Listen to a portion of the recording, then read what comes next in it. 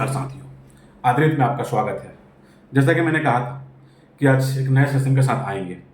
आज की शुरुआत करते हैं यूरोपियन यूनियन द्वारा लगाए गए भारत के ऊपर सैंक्शन के विषय में।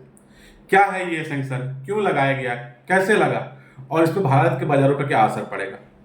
जैसा आप बहुत दिनों से देखते हैं, मैं भी इसका सेशन कितनी बार सेशन कर चुका कि जो अमेरिका की और ट्रंप की बौखलाहट है पूरे दुनिया को डराने के लिए, उससे दुनिया डर तो रही नहीं है।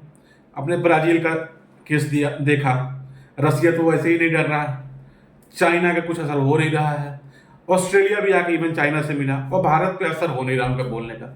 अब वो जो ट्रंप हैं वो एक दूसरी भूमिका में इनडायरेक्ट रूप से भारत को थ्रेट दे रहे हैं। पहले इन्होंने नाटो से फाइन किए और बात करी थी, लास्ट वीक मैंने सेशन बनाया भी था, लास्ट वीक नहीं इसी 3-4 दिन पहले। फिर उसके बाद से अभी एक नया जो है यूरोपियन यूनियन द्वारा वो धमकी दिलवाए क्या, यूरोपियन यूनियन को डराया और यूरोपियन यूनियन धमकी दिया। एक्चुअली वो बार बार बोल रहे थे कि जो रसिया से व्यापार करेगा उस पर सैंक्शन लगाएंगे। अब ये बात यूरोपियन यूनियन को समझ में आई और वो पिछला को है ट्रंप का, उसको समझ में आया कि भाई सबसे ज्यादा अगर गैस लेने के मामले में अगर कोई रसिया से गैस परचेज करता है तो वो है यूरोपियन यूनियन को और नाटो। आप देखेंगे दोनों लगभग एक ही हैं।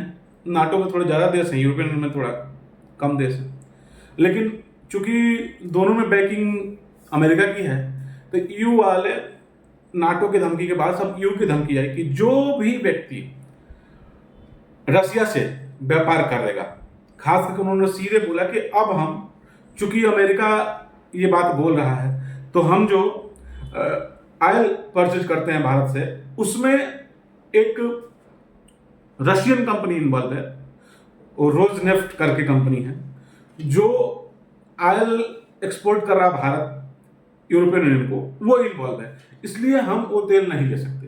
अब आप देखेंगे तो इसमें बहुत बड़ा नुकसान भारत का है। क्या है कि भारत की 2 कंपनी थी, नायरा और जामनगर रिफाइनरी। ये दोनों कंपनी क्रूड ऑयल आता था रसिया से, उसको रिफाइंड करती थी और वापस यूरोपियन यूनियन भेज देती थी। ट्रंप का यही कहना है कि भाई आप कह रहे हो कि हम यूक्रेन की मदद कर रहे हैं, आप कैसे मदद कर रहे हो आप। उन्होंने एग्जैक्ट बाकायदे फिगर में बताया कि अप्रोक्स आपने यूरोपियन यूनियन का यूक्रेन का आपने 20 बिलियन डॉलर की मदद करी और 23 बिलियन डॉलर के आपने ऑयल परचेज कर लिया भारत से बोलेगा उनका कहना था रसिया से।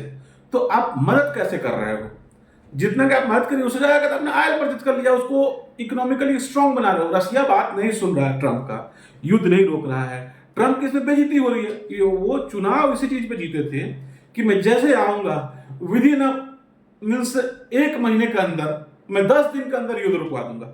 भाई साहब आज के डेट में 1250 दिन, लगभग देखेंगे 350 साल हो चुका रसिया और यूक्रेन के युद्ध का, और आज भी युद्ध नहीं रुका।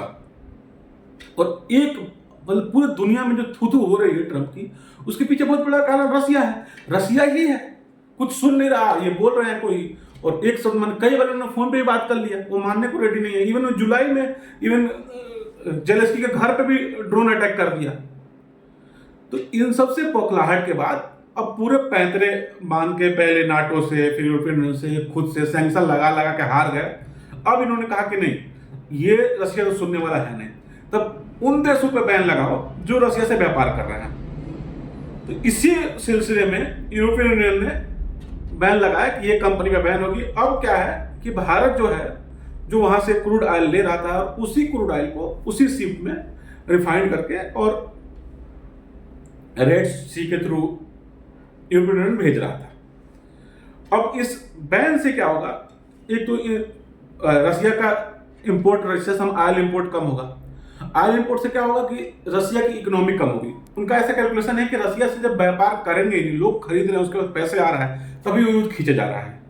तो एक उसमें सबसे बड़ा व्यापार करने में भारत है, चाइना है और यू है। इवन आप देखेंगे तो खुद अमेरिका भी उसके यहां से इनरिच यूरेनियम खरीदता है, लेकिन वो अपने आप पे तो बोलेगा नहीं, वो बोलेगा हमारी जरूरत है, कुछ भी बोल लेगा, लेकिन दूसरों को बैन लगाना, उसको मतलब दूसरों को डराना धमकाना उसकी आदत है, फितरत है, और इसी में उसने बैन लगाया।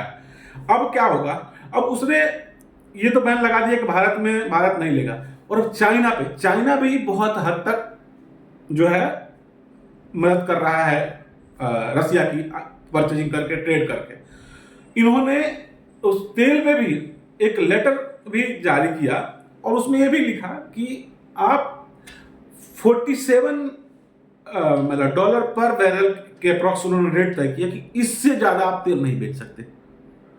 इससे ये क्या होगा कि अगर वो यूरोपियन यूनियन या कोई भी देश मजबूरी में खरीदता है तो इतने सस्ता हो जाए कि चाइना को वो इकोनॉमिकली वाइबल ही ना हो, सॉरी चाइना को नहीं, रसिया को इकोनॉमिकली वाइबल ही ना हो।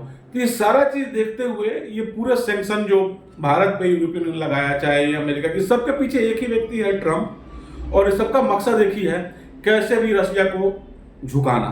लेकिन उसमें हमारा बहुत बड़ा नुकसान है।